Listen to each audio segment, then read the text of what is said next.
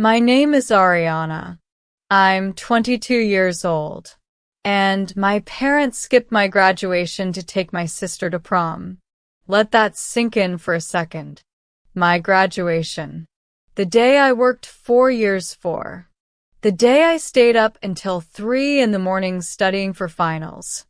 The day I sacrificed friendships and weekends and every piece of my youth to achieve something they said would make them proud. And they weren't there. While everyone else around me cheered, while families hugged and cried and took 1,000 photos, I sat there staring at 2 empty chairs. 2 empty chairs with my name taped on them. I had reserved those seats weeks in advance because I actually believed they would show up. I believed that maybe, just maybe, this one time would be different. That this one achievement would finally be enough to make them see me. But no, those chairs stayed empty. And that silence, that deafening silence in a room full of celebration, hurt more than anything I'd ever felt in my entire life. It was like being erased. Like I didn't exist. Like 22 years of being their daughter meant absolutely nothing. But here's where it gets worse. Hours later, when I was still trying to process the humiliation, still trying to understand how parents could do that to their own child, I got a message. Not congratulations. Not we're sorry we missed it. Not even a pathetic excuse. My mother texted me, send $2,000 for your sister's hair and dress. I stare at that message for 10 minutes. And then I typed one word. Just one word. No. 3 days later, another message arrived. 5 words that changed everything. You're no longer family. Before I tell you what happened next, hit like, subscribe, and tell me where you're watching from. Because you absolutely do not want to miss the moment everything exploded. You want to know the really sick part? This wasn't new. This wasn't some sudden betrayal that came out of nowhere. This was 22 years in the making. My sister has always been the favorite. Always. From the moment she was born, it was like I stopped existing. Like I was just background noise in the story of her perfect life. And I'm not exaggerating. I'm not being dramatic. This is fact. When she wanted piano lessons, they bought her a grand piano. A grand piano. Do you know how much those cost? When I asked for art supplies so I could take a drawing class, they told me to be realistic and think about the family budget. I was 12 years old. When she wanted to join the dance academy, they paid for private lessons, custom costumes, competition fees, travel expenses. Everything. When I made the honor roll 3 years in a row, my mother looked at my report card for 5 seconds and said, "That's nice, honey," and went back to planning my sister's birthday party. Her birthday was 4 months away. They bought her gifts constantly. New clothes, new shoes, new phone every year, a car for her 16th birthday. A car. Meanwhile, I started working at 15, saving every dollar from my part-time job at the grocery store just to buy my own school supplies. My own clothes. My own everything. I paid for my prom dress with money I earned bagging groceries and scrubbing floors. She got 3 custom dresses and couldn't decide which one to wear. I took the bus to school every day for 2 years. She complained that her car wasn't the right color. And the worst part? Every achievement I fought for, every award I won, every goal I reached, it was dismissed. Erased. Made invisible. I got a scholarship to college, a full ride, and my father's response was, "Well, you've always been good at studying." That was it. No celebration. No pride. Just a dismissive comment like I had done the bare minimum. But when my sister made the cheerleading squad, they threw a party. Actually threw a party with decorations and a cake, and invited the whole neighborhood for making a cheerleading squad. I graduated top of my class in high school. They didn't come to that graduation either. They were at my sister's dance recital, watching her do the same routine she'd done 20 times before. Every single time. She was the priority. She was the one who mattered. And I was just there, taking up space, using resources they wished they could give to her instead. I taught myself how to be invisible in my own home, how to need nothing, how to expect nothing, because hoping they would see me, hoping they would love me the same way they loved her, that hope was too painful. It broke me over and over again. So I killed it. I buried it. I told myself I didn't need them. But graduation? That was supposed to be different. That was the finish line. 4 years of college, working 2 jobs to support myself, maintaining perfect grades, doing everything right. I thought maybe, just maybe, they would show up for that. I thought that level of achievement would finally be impossible to ignore. Have you ever felt invisible in your own home? Have you ever fought for every scrap of recognition while someone else got everything handed to them on a silver platter? Tell me in the comments, because no child deserves that. No child deserves to feel like a burden to the people who brought them into this world. I saved money for graduation day for 6 months. 6 months of extra shifts, of saying no to going out with friends, of eating ramen and dollar store food, so I could afford one perfect day. I bought a new dress, new shoes, paid for professional photos, even reserved a table at a nice restaurant for dinner afterward. I wanted everything to be perfect, because deep down, underneath all that pain and resentment, I still had this stupid, naive hope that they would finally be proud of me, that they would see me walk across that stage and realize I was worth something, that I mattered too. I sent them the invitation 2 months in advance, reminded them 3 times, confirmed the date, the time, the location. My mother said, "Of course we'll be there, sweetie." My father said, "Wouldn't miss it." I actually believed them. God, I was so stupid. I actually let myself believe them. Then, 3 weeks before graduation, my sister's prom date was announced. Same day. Exact same day as my graduation. And I watched the shift happen in real time. I watched my parents' faces change from "we'll be there" to "we'll figure it out" to complete avoidance whenever I brought it up. I told myself it would be fine. Prom was in the evening. Graduation was during the day. There was no conflict. They could do both. It was possible. It was completely, totally possible. But my sister had other plans. She needed the whole day. Hair appointment, nail appointment, makeup appointment, photos before prom, brunch with friends, getting dressed, more photos. She created this elaborate schedule that consumed the entire day. And my parents went along with it. Every single part of it. 2 weeks before graduation, I asked them directly, "You're still coming, right? To my graduation?" My mother didn't even look at me. She was scrolling through prom dress options on her phone. "We'll try, honey. We'll try." Not yes. Not of course. Not we promised. We'll try. 1 week before. Same question. My father said, "Your sister's prom is really important to her.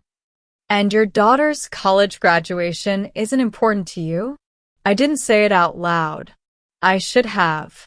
But I didn't. Because I knew the answer would destroy me. They didn't tell me they weren't coming until the morning of graduation. The morning of. I was already dressed, already nervous, already excited despite everything. And my mother walked into my room and said, "We can't make it today. Your sister needs us. We'll celebrate with you another time." Another time. Like my graduation was a dentist appointment that could be rescheduled. Like 4 years of my life could just be moved to a more convenient date. I didn't cry. I didn't yell. I just nodded and left. I drove to the auditorium alone. I sat in the staging area with hundreds of other graduates, all of them texting their families, all of them excited and nervous and loved. And I sat there alone, wondering what was wrong with me, what I had done to deserve this, why I wasn't enough. When they called my name, I walked across that stage with my head up. I smiled for the camera. I shook hands with the dean.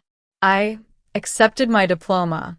And then I looked out at the audience, at those 2 empty chairs with my name on them, and something inside me broke. Not broke like it had before.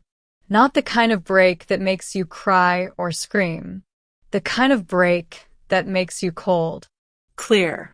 Done. I waited at the auditorium entrance for 30 minutes after the ceremony ended. I told myself I was waiting for a friend, but I was really waiting to see if they would show up. If they would surprise me. If they would prove me wrong. They never came. But the worst part wasn't the empty seats. It was what they did that night. What they had the audacity to do after abandoning me on the most important day of my life. I was sitting in my apartment that night, still wearing my graduation dress because I couldn't bring myself to take it off. It felt like if I took it off, I was admitting the day was over. That it had happened exactly the way it happened, and there was no going back. My phone was on silent. I hadn't checked it in hours. I didn't want to see photos of my sister's perfect prom night. I didn't want to see my parents commenting on her Instagram posts about how proud they were, how beautiful she looked, how special the night was.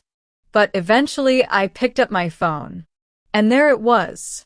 A message from my mother. Sent 2 hours earlier. Send $2,000 for your sister's hair and dress. I read it 3 times. 4 times. 5 times. Trying to make it make sense. Trying to find the part where she was joking, where she acknowledged missing my graduation, where she said literally anything about me or my achievement or the fact that I existed. There was nothing. Just a demand for money. $2,000. For hair and a dress. For a prom I didn't even know had a cost associated with it. For a night that mattered more than my graduation. And the way it was phrased. Not, "Can you help your sister?" Not, "Would you be willing to contribute?" Just a command. Send money. Like I was an ATM. Like that's all I was good for. I felt this numbness spread through my entire body. Not anger yet. Just this cold, empty nothing. Like my emotions had finally given up trying to process the cruelty. But then something shifted. Something hard and sharp formed in the center of my chest. Something that felt like strength, like clarity, like freedom. I typed one word. No. I didn't explain. I didn't justify. I didn't apologize or make excuses or try to soften it. Just know. I hit send and put my phone down. And for the first time in 22 years, I felt powerful. I felt like I had control. Like I had finally stopped begging for crumbs from people who would never see me as worthy of a full meal.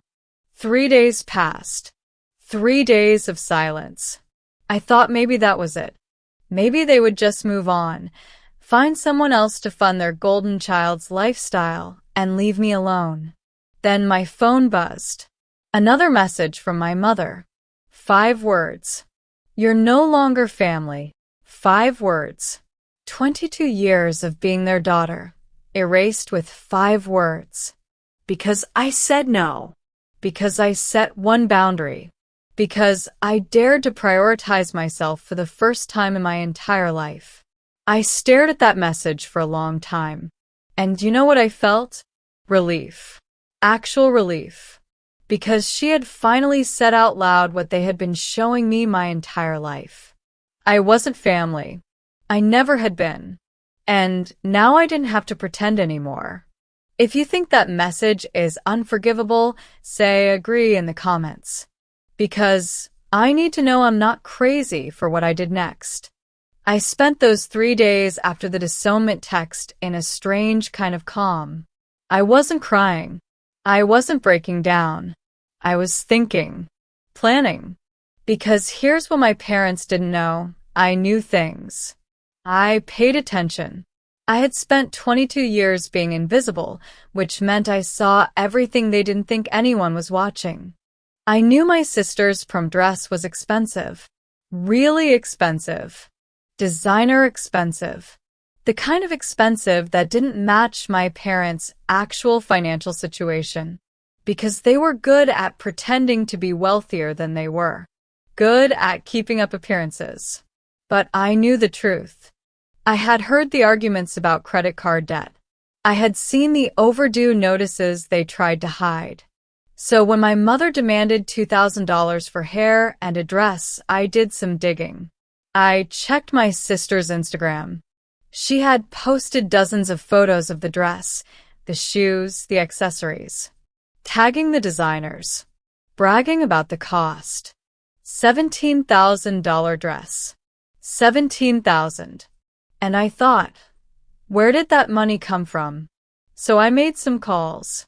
Called the boutique where she bought the dress. Pretended to be following up on a payment issue. And the person on the phone very helpfully informed me that the dress had been purchased on a credit card that was reported stolen 3 days after the purchase. My mother's credit card. The one that had been stolen from her purse. The one she filed a police report about. The one she claimed someone must have taken at the grocery store. Except it hadn't been stolen. My sister had taken it, bought the dress, and then my mother reported it stolen to avoid paying for it. Credit card fraud. Actual criminal fraud. For a prom dress. I had all the receipts, all the evidence. Text messages between my sister and my mother discussing the plan. Email confirmations. Everything. And I decided I was done being silent. Done being invisible. Done letting them destroy me while they played happy family. The prom was at a hotel ballroom downtown. Big, expensive venue. All of my sister's classmates, their parents, teachers, administrators. Everyone important in her social circle. I drove there that night. Walked right into the venue. My mother saw me first, and her face went white. She rushed over, grabbed my arm, tried to pull me outside. What are you doing here? You need to leave. You're not welcome. I pulled my arm away. I'm not here to make a scene. I'm just here to watch. She looked panicked. My father came over, tried the authoritative parent voice. Ariana, this is not the time or place. Leave now. But I didn't move. I stood there, watching them pretend. Watching my mother brag to other parents about her perfect daughter in that $17,000 stolen dress. Watching my father take photos like he was father of the year. Watching my sister float around the ballroom like a princess, completely oblivious to the fact that her entire night was built on lies and theft and fraud. Then, exactly as I had planned, the attendance officers arrived. 2 of them. Professional, serious, with that official energy that makes rooms go quiet. They walked straight to my parents. We need to speak with you about a payment discrepancy regarding a dress purchase. The room didn't go completely silent, but people nearby definitely started paying attention. My mother's face was this mix of confusion and terror. I don't know what you're talking about. A $17,000 purchase, made on a credit card you reported stolen. We have evidence suggesting the card was used with your knowledge and that the theft report was fraudulent. Now the room was silent. Completely silent. Everyone watching. My sister appeared, looking confused. Mom? What's happening? My mother was scrambling, trying to whisper, trying to move the conversation away from the crowd. But the officers weren't budging. They laid it all out. The credit card, the purchase, the police report, the fraud investigation. My father tried to lie his way out. This is a misunderstanding. Our daughter is not involved in this. And that's when I stepped forward. Actually, I said, loud enough for everyone to hear, I have text messages between you and your daughter discussing the plan to buy the dress and report the card stolen. I have email confirmations with timestamps. I have everything. The entire ballroom was staring at us now. My mother looked at me with such hatred I could feel it burning my skin. You did this. You sabotaged your own sister. I smiled. Calm. Cold. No. I just stopped protecting you from the consequences of your own actions. There's a difference. The officers asked to see the evidence. I pulled out my phone, showed them everything. Screenshots, emails, recordings of conversations I had saved over the years because I knew someday I would need proof of who these people really were. And when they turned to me for help, when they actually had the audacity to beg me to tell the officers it was all a misunderstanding, you won't believe what I told them. My mother grabbed my arm again, harder this time, desperation replacing the hatred in her eyes. Ariana, please. Tell them this is a mistake. Tell them it's not what it looks like. Please. My father moved closer, lowering his voice like that would make this private somehow. Think about your sister. Think about her future. Don't ruin her life over a misunderstanding. My sister was crying, mascara running down her face, that $17,000 dress suddenly looking like a costume she didn't know how to take off. How could you do this to me? I'm your sister. And I looked at all three of them. These people who had spent my entire life making me feel worthless, making me invisible, taking everything from me and giving nothing back. These people who had disowned me 3 days ago because I dared to say no to funding their fraud. I pulled my arm away from my mother's grip, stepped back so I could see all of them at once. You taught me I'm no longer family, I said. My voice was steady. Clear. You sent me that message, remember? 3 days ago, when I wouldn't send money to pay for your crimes. You told me I was no longer family, so I'm just following your rules. My mother's face crumpled. I didn't mean it. You know I didn't mean it. Yes, you did. You've meant it my entire life. You just finally said it out loud. I turned to the officers. I have no relationship with these people. I'm not covering for them. I'm not lying for them. I'm not protecting them. They're strangers to me. Do whatever you need to do. Then I looked at my sister. Sweet, spoiled, oblivious little sister who had never once questioned why she got everything and I got nothing. Who had never once stood up for me or acknowledged that maybe, just maybe, the way our parents treated me was wrong. You asked how I could do this to you? I said. You really want to know? You could have shared. Any time in the last 22 years, you could have said, hey, maybe Ariana deserves something too. You could have acknowledged that I existed, that I mattered, that I was drowning while you got everything you ever wanted. But you didn't. You never did. So this isn't me doing something to you. This is just me finally stopping doing things for you. The officers asked my parents to step outside. My mother was begging, crying, trying to negotiate. My father was angry now, pointing at me, calling me vindictive, cruel, ungrateful. My sister just stood there in the middle of the ballroom, surrounded by her classmates and their parents, all of them staring, whispering, recording on their phones. Her perfect night completely destroyed. And I felt nothing. No satisfaction. No revenge high. No guilt. Just nothing. I walked out of that ballroom with my head up, got in my car, drove home, and when I got to my apartment, I blocked all their numbers. Every single one. If you were me, would you forgive them? Would you go back, try to repair it, give them another chance? Or would you walk away forever and never look back? Tell me in the comments. Because I need to know if I'm a monster for feeling absolutely nothing when I destroyed my sister's prom night. I need to know if I'm wrong for choosing myself for the first time in my life. Stories like this happen every single day. Every single day, families choose favorites. They pour all their love, all their resources, all their attention into one child and leave the other one to figure out how to survive on scraps. How to build themselves from nothing. How to become strong enough to not need the people who are supposed to love them unconditionally.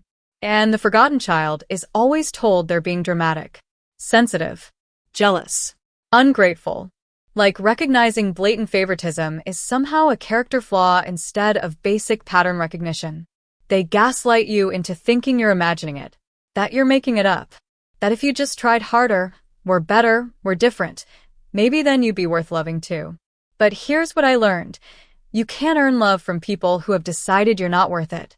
You can't achieve enough, sacrifice enough, or shrink yourself enough to make them finally see you. Because they don't want to see you. Your invisibility is convenient for them. It makes their favoritism easier. It means they don't have to confront the ugly truth about who they really are. So you have two choices. You can keep hoping. Keep trying. Keep breaking yourself over and over again, trying to be worthy of scraps. Or you can walk away. You can choose yourself. You can build a life where you're not invisible, where your achievements matter, where you're not just an ATM or a backup plan or a punching bag. I chose myself, and it cost me everything. My family, my history, any fantasy I had about reconciliation or healing, or them finally understanding what they did to me. But you know what I gained? Freedom, self-respect, the ability to look in the mirror and not hate the person staring back at me.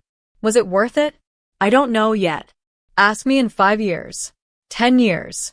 Ask me when I've built a life so full of people who actually love me that the empty space where my family used to be doesn't hurt anymore.